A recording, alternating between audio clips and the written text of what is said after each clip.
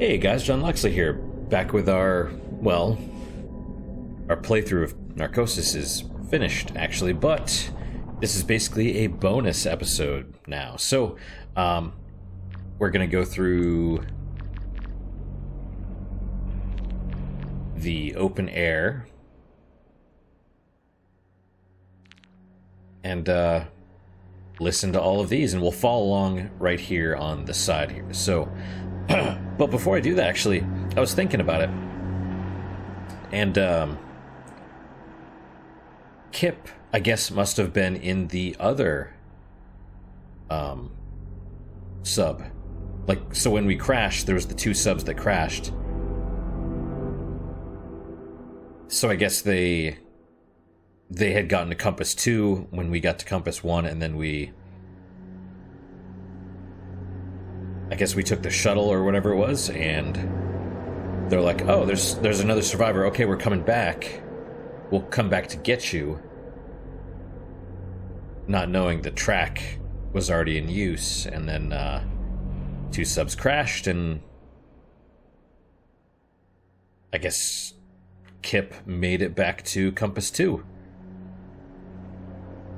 So,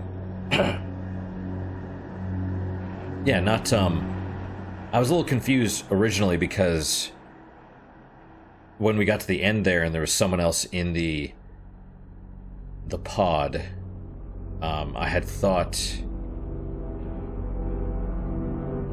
I kind of thought like, oh, like I wasn't quite sure what had happened.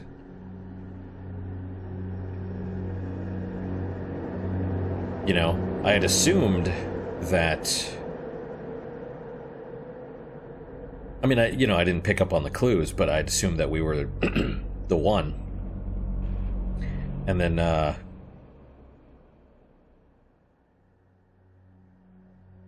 or maybe we were having a hallucination or something like that. I wasn't entirely sure, but so I guess without the hallucinations, it would have been, what actually happened, and then going through the game as it was kind of the,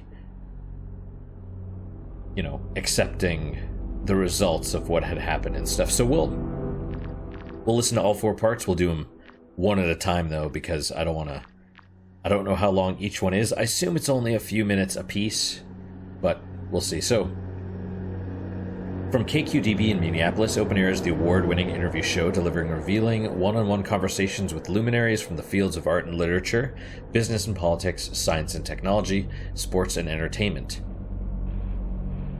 Hosted by Emily Collar, the weekday program is one of the longest-running and most popular shows on public national radio. Alright, so let's play. I will follow along over here on this side as well. I just wish I knew how to stop it or pause it without going to a different menu. But anyway. From KQDB in Minneapolis, I'm Emily Kaler. This is Open Air. The Oceanova project captured the global imagination when announced in 2016. 3 years later, a small crew of miners and researchers made their home more than 1,000 miles from shore, 2 miles beneath the sea. On February 2nd of last year, the $2 billion installation was battered by shock waves resulting from an undersea earthquake. My guest, Kip Mattis, was on site as an engineer when the habitat, Compass 1, began to take on water. He escaped with 2 colleagues, eventually finding himself alone on the seafloor in a high-tech dive suit. He endured 6 terrifying hours before reaching the surface and rescue. He was the sole survivor. His account of that day, Hell or High Water, was released last week to critical acclaim. Our reviewer calls it a haunting and poignant high point in the tradition of timeless, true-life survival stories. Kip Mattis, welcome to Open Air. Hello, Emily. Thank you for having me. There are so many incredible moments in the book, but it's hard to put those in perspective without setting the scene. So before we begin, could you talk a little about Oceanova and what it meant to you? Oceanova was once in a lifetime. They're breaking new ground, making something meaningful. Mining methane hydrate frozen beneath the seabed. There's alternatives, but none so plentiful. It's clean and safe. I couldn't say no. Okay, before we go any deeper, I'd like you to help me set the scene. Can you walk us through what happened, how it all began? Sure. I guess I'll start at the beginning. 10:02, February 2nd. We were 50 miles from the epicenter. But an 8 on the Richter scale makes that kind of distance irrelevant. The shockwaves hit 6 minutes later, striking the south face of the hab first and hardest. 27 minutes in, with that kind of concussive force, even the sealed modules were compromised. After that came the ocean. By 10:33, only safe havens in a sub or one of the suits. There's a passage where you describe turning inward for guidance. And it feels important. Would you mind reading that for us? Check your gear, trust your training. It's one of the first things you learn. But the second they fail, you fall back on what you know best. For me, it's the list. This time, it wrote itself. Keep breathing, find others, and get the hell out. That's Kip Mattis reading from Hell or High Water. Now, I think it's safe to say that this book, your experience, is... Well, it's about pressure, isn't it? When it's all bearing down on so many levels, it's got to be managed. You can't shake the pressure. Just make your peace with it. Don't let it take the wheel. There were 2 habitats, one of which was Compass 1, your home. But it was also an established rendezvous point in case of emergencies. Was there any precedent you could look to for guidance? Yes. I mean, there's protocol for everything. Has to be. Second guessing puts lives at risk, so it's best to stick to procedure, step by step. So with an all-hands call, you head straight for Compass 1. Try and reach surface from comms. Do you remember a certain point where the scales tipped? Where you're like, okay, this is even worse than I thought? I think it was hardest when I eventually got back to Compass 2. I mean, you're holding out for hope that someone else had survived. And from the outside, the structure seemed intact. So I figured whoever's inside might... Well, maybe it's okay. We ran all kinds of drills. And you believe you know what to expect. But once I got inside, where it's familiar and you should feel safe, even though I had to, those first few steps weren't easy. All right, that's part 1. So here's what I don't understand because... Oh, that jumped up in volume. Why does the watch say 2019 when the disaster happened 2021? Did they just mess up? I mean, I guess so. I don't quite know, but let's move on to part 2. So as you said, after the earthquake, you didn't have any way of making contact with the surface. Well, I mean, it's hard to describe the state of devastation. And I tried in the book, but yeah, reaching the surface was off the table, physically or otherwise. So it's simple. Hitch a sub to Compass 2 and hope others did the same. Which you did after a pretty incredible ordeal. And we're jumping ahead a little, but when you got there, things were different. Can you talk about that? Normally, the habs are lit up top to bottom, all the time. A lot of the gear was waterproof. Some of the lights and monitors were still running. So it wasn't dark, but it's fading. Like the whole thing's on life support. We now know that at least a few others survived the initial destruction. Some managed to get themselves into dive suits, like yours, and tried to do just that. None of them survived, though, which seems to underscore the fact that even with a clear course, the pressure can still get to you.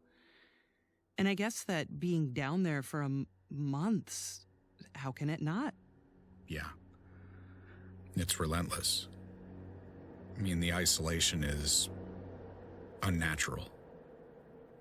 Little problems start to spiral. And any baggage you don't check at the surface comes unpacked pretty quick. Some find ways to cope, others struggle. How do you mean? Well, time kind of stops, right? And watching life go by inside the bubble is cruel. The ones that care get a head start learning to live without you. So the grief comes first, whether or not you're really gone, which feels like they already let you go. You had to confront loss on an entirely different level. That's evident when you write about finding one of your colleagues for the first time. Dr. Pahlavi? Yeah, that's right. Was that the first time? No, not exactly. No. I mean, I've seen death before, but not like this. Up here, the impact's usually more abstract. This is intimate. It's like when you pass an accident on the freeway. All the possibilities run wild. But then a song you like comes on, or your exit's coming up, and you've moved on. Back to normal. What's it like living in a habitat? I mean, there were 20 of you, including scientists and engineers like yourself. Sardines in a tin? They're planning on 60, 75 once the whole thing's staffed up. So just 20 of us felt hollow. There's not much time for recreation, but the options are there. They did their best to keep us happy. But not exactly carefree, I guess. Right. We even had this saying, "In God we trust, everything else gets triple checked." But so much diligence makes every aspect of daily life heavy. Each task or item, like getting into a suit or going outside, has an equivalent weight. So, for getting cargo or yourself over to Compass 2, the shuttle's the most efficient option, relatively speaking. The protocols, the lack of sunlight, breathing recycled air. How do you cope with all of that? Well, they give you shots, and we do these checkups with the surface every 2 weeks. The little things are tough, the stuff you have to live without, as well as the new inconveniences you have to accommodate. They kept the heat up, but the weight and presence of the ocean, you can't shake that. Gets under your nails and gums like your teeth are coming loose. And then at some point it recedes.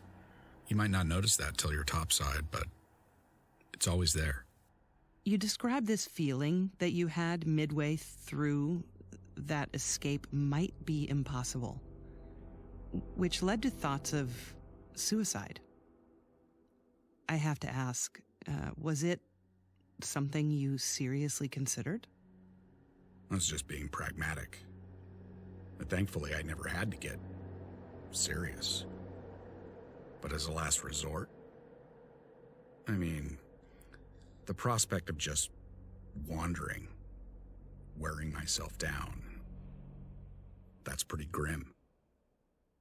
So, yeah. So I did. Thought about giving up. With that much time to think about nothing, just about anyone would.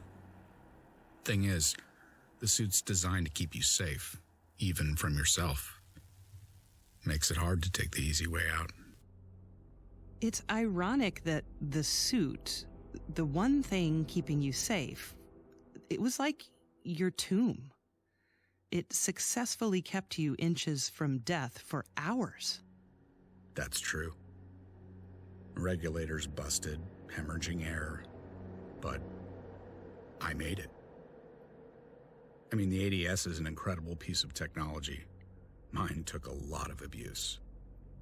Tracks all this info about you, heartbeat, oxygen intake, biorhythms, everything but your odds of survival. Still, does it make it better knowing how bad things really are? The suit keeps out what you need to be afraid of. Only the fear's trapped in there with you, and it's thriving. So yeah, maybe you're safe and dry, but inside you're drowning. More with author and Oceanova survivor Kip Mattis after the break. So that's a little weird, isn't it? Right? I don't know if you guys picked up on that. First off, the script they have, and then the audio track stops playing and the audio ducking goes away, and so now it's back to normal volume. But the script they have here is not totally accurate. There's pieces that are added and some that are missing and stuff. And then the audio changes pitch as well. Or not. I don't know if it's pitch or volume. So that's, a little different, knowing that there's parts that are recorded separately than other parts and stuff like that. But that's, it's not a big deal. It's not huge. All right, let's go to part 3. Welcome back to Open Air. My guest today is Kip Mattis, sole survivor of the Oceanova disaster. He survived 6 breathless hours at the bottom of the sea. Kip, in the beginning, you weren't alone. You had some colleagues, J.B. Castillo and Dr. Cora Vanderoe. They actually started out together. You managed to board a sub and, well, I won't explain it all here, but at one point, you're all headed back to Compass 1 in search of other survivors. And then things go horribly wrong. Now, you were prepared, but what happened next caught you completely off guard. Can we talk about that? Sorry, can you repeat the question? I was hoping you'd talk about the moment when you realized that the ones you collided with were, in fact, the ones you were trying to save. It was horrible. I mean, the odds of us finding them in the first place were poor. I sure as hell didn't expect to run into them. I don't know. I mean, I never found out who was in the other half of the wreck. Not alive, anyway. We were talking about protocol. By your own admission, there are instances where you didn't follow procedure. There's your radio and Cora. Granted, this was unprecedented. But as you said, second-guessing puts lives at risk. Do you think the outcome might have been better if you'd just followed the rules? Well, it might. But there's no way to know that. So you're lost and looking for some way out of all of this. And really your only option now is the other habitat, Compass 2. And what's most unsettling to me is you're in this dive suit. You call it a walking coffin. I can't even imagine what that takes. It takes everything. But when you're losing your strength and your senses, well, like I said, it helps you focus on what little's left. Even setting that aside, so much about your ordeal is almost beyond most people's comprehension. Were you ready for this? Or were you lucky? No luck. You mentioned possibilities. Does a part of you wonder where you'd be if you'd never gone down there in the first place? Not really. I mean, that kind of thinking won't get you anywhere. Was there ever any temptation to leave stuff out? Did you worry what people would say? While writing the book, I mean, what happened with you and the others, the conversations you had, the choices you had to make. Right. I try to address that from the start, and by the end of the book, I hope it's clear. I'm not proud of some of the things I did, but I'm not leaving anything out. I can't. I've been meaning to ask, how did you get the name Kip?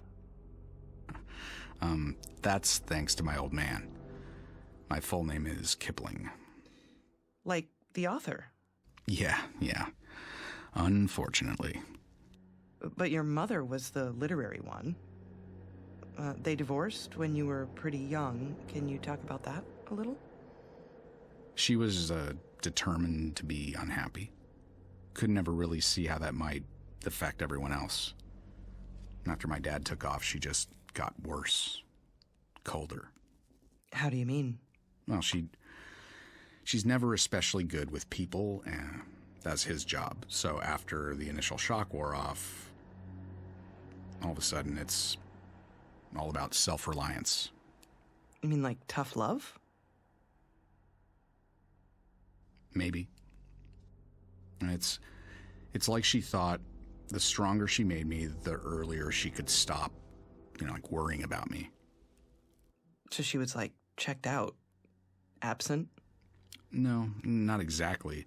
It's actually kind of the opposite. I mean, it's almost in Dad's absence, she was reminded I was even there in the first place. And it was like, well, okay, soon you'll be old enough to have your heart broken too, and I love you, so now you need to learn to be strong. Well, that's a good thing, right? Well, sure, if it's the thought that counts. I mean, the intent was always there, it's just the execution. Here, look. The last day of 3rd grade, we drive down to the dock. She points at her watch, tells me, close your eyes. She puts her hand on my chest, says, 10 seconds. And then I'm falling. I'm gonna drown. I mean, I'm sure of it. She's shouting, not to interfere. 10 seconds later, her hand's on mine, pulling me up. The next day we go again, only now it's 15. I'm up all night watching the clock, trying to count 20 on the dot. I knew so long as I, hold out, 40 seconds, 45, she'd come. And one day she didn't. My first thoughts, maybe I messed up the count. My second thoughts, I'm on my own. I open my eyes and the sun's behind her. But I know that shape. It's familiar. Arms crossed, staring down at me. Anyway, by the time I climb onto the dock, she's already home. Yeah. Last day of 3rd grade. So she basically abandons him, sort of. Not really. But she's teaching him, hey, don't trust people, I suppose. Which is kind of messed up, but at the same time, it's like, well, maybe it's good. And then after that, she's just like, okay, find your way home, All right, well, let's do part 4. Methane is a greenhouse gas, one of the most potent. Other industrial disasters may have been more severe, but Ocean Nova was groundbreaking, like you said. It could be years before we know all the consequences. We might never understand the ecological impact. It was very expensive, and 19 people died. Like it or not, you're the human face of all this. So what do you say to your critics? I believe in what we were doing. But was it worth the cost? I guess that's one thing that's hard to remember. For anyone who wasn't involved, I mean, is that you all dealt with danger on a daily basis. This was serious work. Yeah. Inside or out, the work is volatile. There's a lot of try and try again. You spend all this time getting things lined up, and then a pipe cracks and methane smoke's jetting out. Everything stops until it's patched up, which knocks things off course. You're an engineer. You're a problem solver. You value logic and precision. You talk a lot about times, distances, values, and yet there were some challenges you couldn't solve. Numbers are easy. It's people that are complex. Numbers bring things into focus. No gray areas to distract you from getting things into perspective. Does it get easier answering all the same questions? Now, people ask all kinds of questions. What they ask says a lot about their character, especially when it comes to casualties. So what's the response when they do ask about the gory details? I oblige. See which way they want to take it. I mean, what people don't get is that they don't want me to keep going. Not really. There's only so much blood and guts people can take before they lose their appetite. Everyone has their limits. You're very candid when describing some circumstances. Times when you felt crippled with fear, coming across the bodies of friends and colleagues. Yeah. It's clear you care, but there's an undercurrent of detachment in the way you present some of the more difficult moments. Was that your intention? No, I've heard that before. I just did my best to paint a clear picture. When it comes to empathy, there's no manual for that. I have to ask again. Was it luck? Conditioning. Conditioning and discipline. It's how I got down there in the first place, and it's how I got out. It's about keeping tethered to the task. You don't let yourself forget about the reality around you. You can't. You saw terrible things. And even if you made it to the surface, you couldn't count on being rescued. I mean, I'd have lost my mind. Did you ever feel like you were losing it just a little? No. When they found me, I'd been floating on the surface for at least 5 hours. I talked with therapists and trauma experts for months. Said I was hiding the hurt. But it's not true. I made mistakes down there, yes, but did I lose my mind? No. No way. This entire experience is defined by the fact that you came back alone. Your story started with 20 people, but ends with 1. So when it comes to telling those stories, you're the only one who can. Yeah. There's a responsibility to get things right. For the record.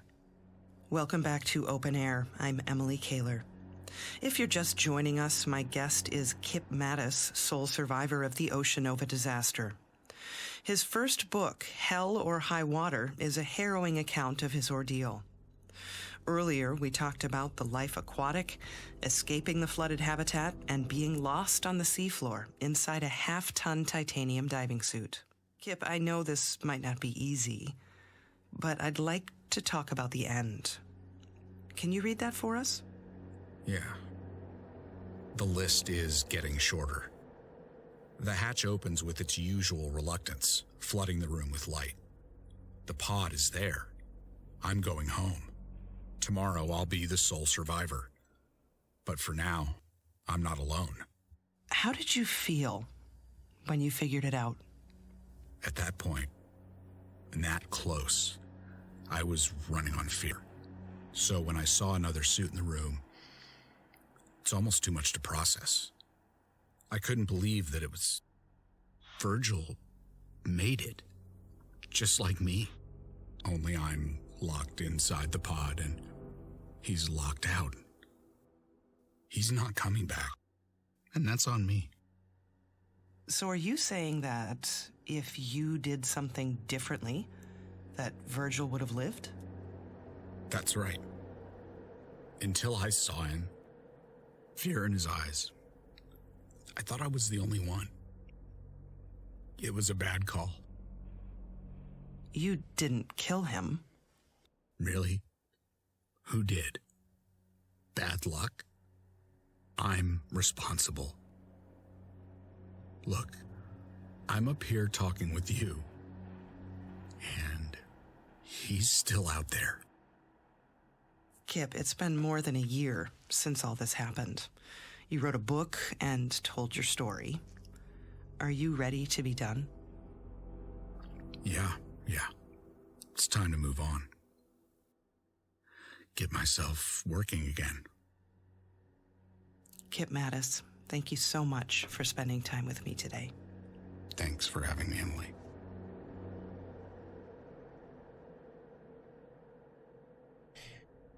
Still emotional, kind of, you know?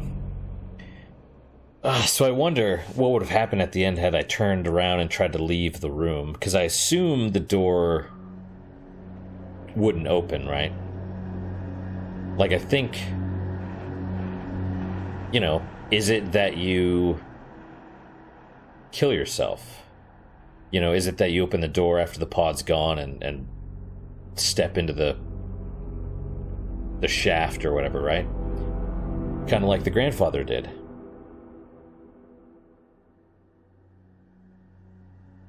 That's the question. I don't know. Would you... like, what would have been the correct thing? To just sit there and wait? I mean, because there was oxygen.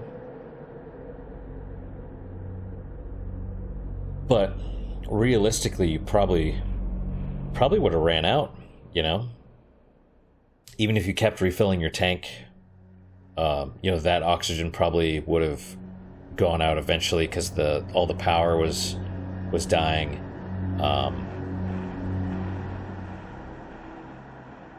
And then, you know, once he got to the surface, it took about 5 hours for them to find him.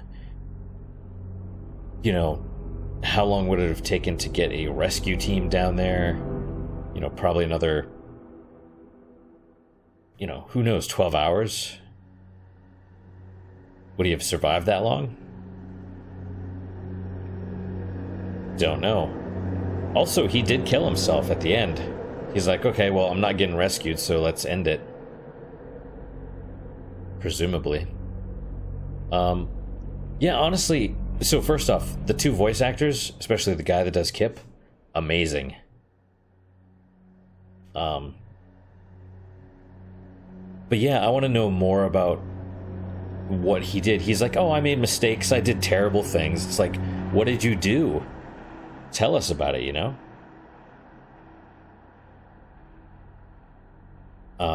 I kind of want to know what his experience was.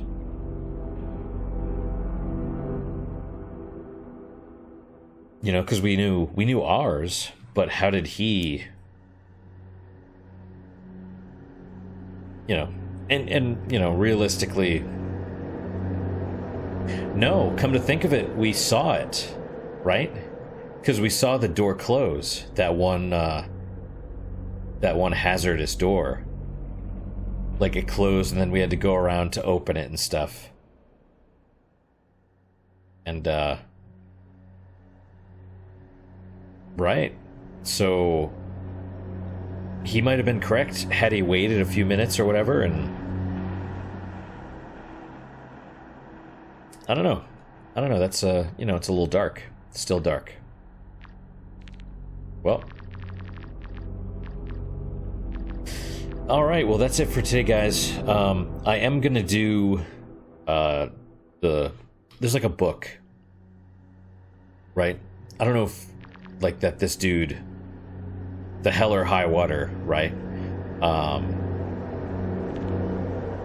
You know, this is the book that he wrote, Hell or High Water, Surviving Oceanova. But I don't know how long that is. It's probably just like a chapter or a blurb or something like that. So I'll read that. I don't know how long it'll be. It might be its own episode. It might be part of this one. We will see. If I do end it here, though, thank you guys so much for your time and attention. I really do appreciate it. I hope you guys enjoyed these episodes. This is, yeah, Narcosis, way better than I thought it was going to be. You know?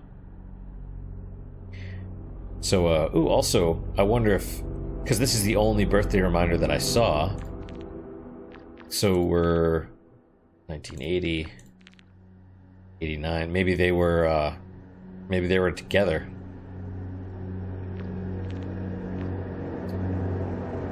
Yep. So, also, did they never find his body? You know what I mean? I assume they went and found everybody. But maybe not.